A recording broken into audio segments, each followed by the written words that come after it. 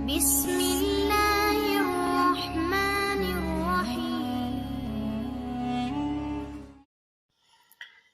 حضرت جنید بغدادی رحمۃ اللہ علیہ اور ایک عورت کا واقعہ۔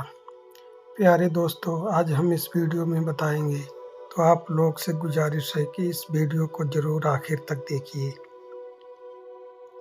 حضرت جنید بغدادی رحمۃ اللہ علیہ فرماتے ہیں کہ مجھے تو ایک عورت نے توحید سکھا دی۔ کسی نے پوچھا کہ حضرت وہ کیسے؟ حضرت فرمانے لگے کہ میرے پاس ایک عورت آئی جو پردے میں تھی۔ وہ کہنے لگی کہ میرا خاوند دوسری شادی کرنا چاہتا ہے، آپ فتویٰ لکھ کر دیں کہ وہ دوسری شادی کرنے کی اجازت نہ کرے۔ انہوں نے سمجھایا کہ اللہ کی بندی، اگر وہ اپنی ضرورت کے تحت دوسری شادی کرنا چاہتا ہے تو شریعت میں 4 شادیاں کرنے کی اجازت دی ہے، میں کیسے لکھ کر دے سکتا ہوں؟ فرماتے ہیں کہ جب میں نے یہ کہا تو اس عورت نے ٹھنڈی سانس لی اور کہنے لگی کہ حضرت، شریعت کا حکم راستے میں رکاوٹ کر رہا ہے، ورنہ اگر اجازت ہوتی تو میں آپ کے سامنے چہرہ کھول دیتی اور آپ میرے حسن و جمال کو دیکھتے اور آپ اس بات کے لکھنے پر مجبور ہو جاتے کہ جس کی بیوی اتنی خوبصورت ہو اس کو دوسری شادی کرنے کی اجازت نہیں۔ فرماتے ہیں کہ وہ عورت تو یہ بات کہہ کر چلی گئی، مگر میرے دماغ میں یہ بات آئی کہ اے اللہ، آپ نے عورت کو ایسی کون سی حسن و جمال عطا کیا کہ اس کو اپنے حسن پر اتنا ناز ہے کہ وہ کہتی ہے کہ میں جس کی بیوی ہوں آپ اس کو محبت کی نظر سے دوسری طرف ڈالنے کی اجازت نہیں۔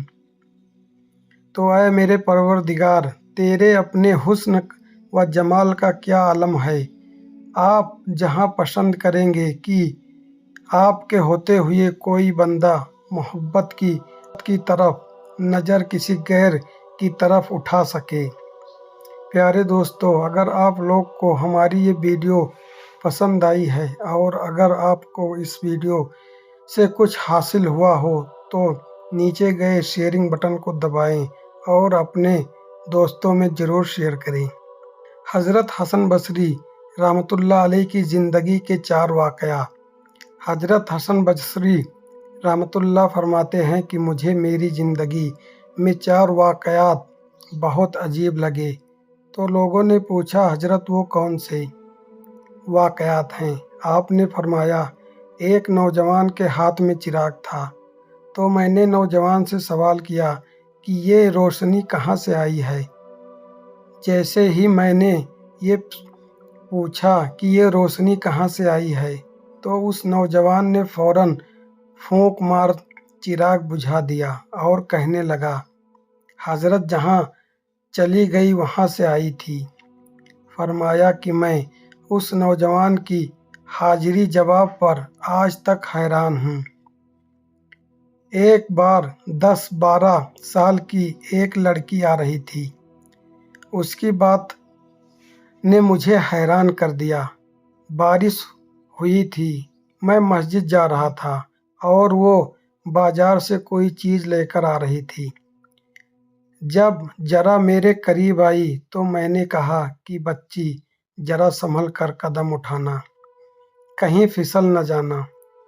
جب میں نے یہ کہا تو اس نے آگے سے جواب دیا حضرت میں پھسل گئی تو مجھے نقصان ہوگا، آپ ذرا سنبھل کر قدم اٹھانا، اگر آپ پھسل گئے تو قوم کا کیا ہوگا؟